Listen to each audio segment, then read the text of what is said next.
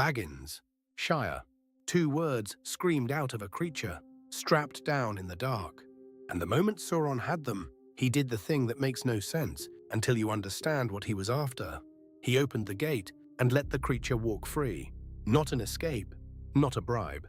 Gollum had been dragged down into Barad-dûr, the one place in the world nobody walks out of. He was questioned there for as long as it took. Tolkien does not tell you what that was like, and you can be grateful for that. He gave up 2 words, and then the most dangerous prisoner in Mordor walked out through the front gate, with Sauron holding it open. So here is the question everybody asks, and it is a fair one. Why would the Dark Lord release the one creature who knew where his ring had gone? People shrug and say Sauron slipped up, got careless, that even Dark Lords make mistakes. That is the writer's answer, not the story's answer.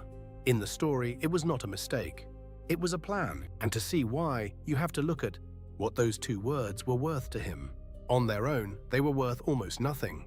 Think about what Sauron had. He had a thief's name, and the name of a country. He did not have a map. Nobody in Mordor knew where the Shire was. It was a small green corner of the world, so far north and west, that the great powers had never heard of it.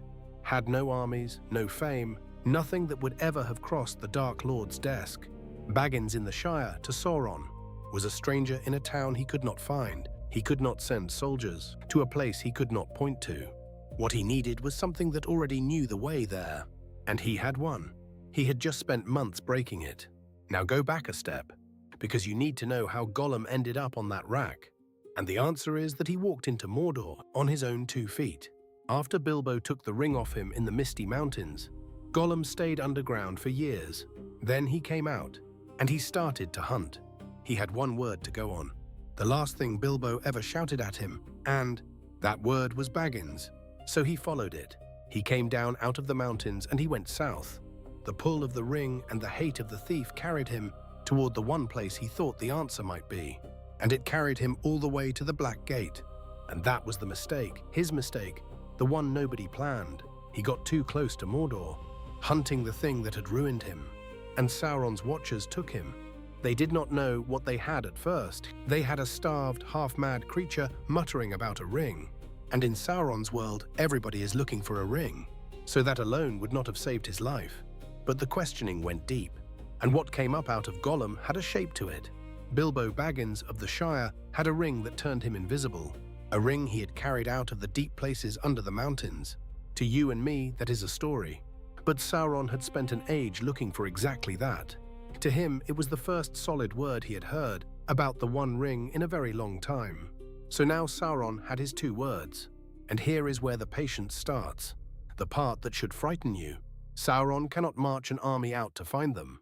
He has a name and a country, and no road to either. What he has instead is sitting in his own dungeon. It is a creature who has spent every waking hour for years thinking about nothing but that ring, something that will crawl to the ends of the earth to get near it again. Torture cannot buy that, and you cannot beat a map out of somebody who does not have one. But you can open the door and follow the one who does. So Sauron lets him go and sets watchers on him. Then he waits for Gollum's own hunger to do the work no soldier could. For a while it even looks like it will work. Gollum comes out of Mordor a free creature, and the pull is still on him. He goes looking again, and Sauron's spies drift along behind, keeping their distance, letting the bait run. This is the trap working exactly as designed. The Dark Lord has turned his prisoner into a tracking hound and pointed him at the ring. All he has to do is stay back and watch where the hound goes. And then the trap breaks. And it breaks in the Dead Marshes, a place you already know if you have seen the films. It is a drowned country north of the Black Gate, all black water and old bones, and little lights that pull you down if you follow them. Gollum knows the marshes because he has crossed them before, and he can cross them again, low and careful, on paths that only something built like him would ever trust. The servants trailing him cannot make that crossing. That ground swallows anything that walks it wrong, and it does not care whose side you are on. So Gollum crosses the marshes and comes out the far side, and the watchers behind him do not. And just like that, the leash is cut. The bait is loose in the world, with nobody holding the other end. You would think that is Sauron's plan finished, and in a way it is. He never does get his tracker back again. But this is the part that makes the whole thing worse. because losing Gollum in the marshes did not save the Shire. It only handed Gollum over to somebody else instead, because Gollum was not the only one hunting him. Out in that same wild country, another hunter had been after this exact creature for a long time. He was doing it on Gandalf's word, because Gandalf had begun to suspect what Bilbo's little ring truly was. He needed the one witness alive who had held it for centuries. The hunter was Aragorn, and where Sauron's servants had lost the trail, he did not. He kept after Gollum through the marshes and the empty lands, for as long as it took.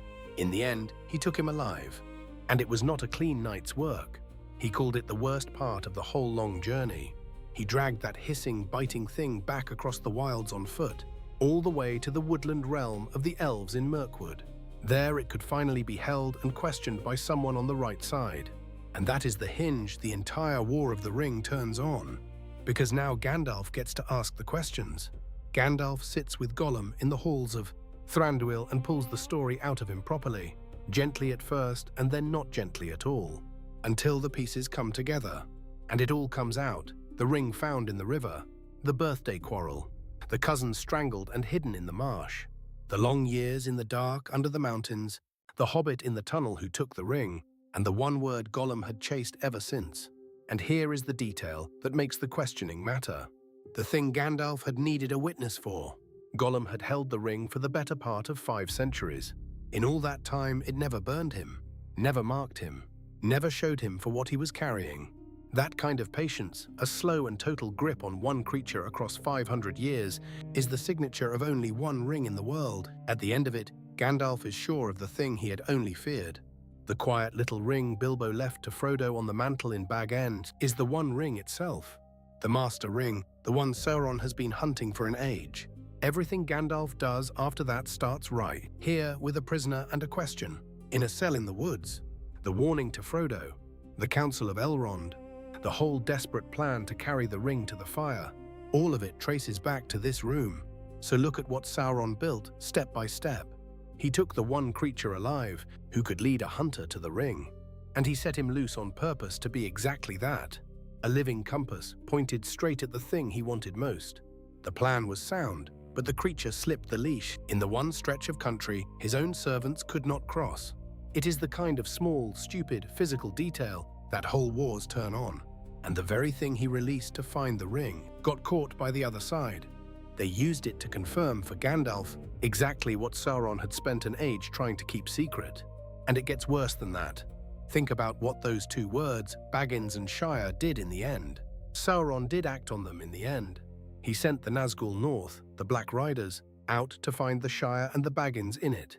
And they came within a few fields of catching Frodo before he was even out of his own country. That is the 2 words paying off at last.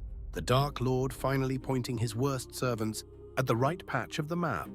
But by the time the riders reach the Shire, it is already too late for Sauron, because Gandalf got there first. The prisoner Sauron released to find the ring is the same prisoner who told Gandalf what it was, and Gandalf used that warning to get Frodo moving. Before the riders could close the gap, he let the monster go to catch a thief. Instead, he armed the one wizard who could beat him. He handed Gandalf the confirmation he needed, and started the clock that ran out on Mordor. The release was not the Dark Lord's mistake. Releasing Gollum was the smartest move he had, the only move that could have worked. And it still turned in his hand, because the creature he trusted could not be trusted by anyone, least of all by the master who let him off the leash. And that is the whole shape of it. Sauron did not fumble Gollum, he aimed him. And the tragedy, if you can call anything about Gollum a tragedy, that Sauron would care about is that the aim was good. He picked the perfect instrument, but he never understood one thing about a creature that broken. It does not carry you toward what you want. It carries the ring toward the fire, and it takes everybody's plans down with it. The Dark Lords most of all. If you want more of these, hit subscribe. And tell me in the comments, which choice in the whole story did the most damage without anybody meaning it to? Because Sauron opening that gate has to be near the top of the list.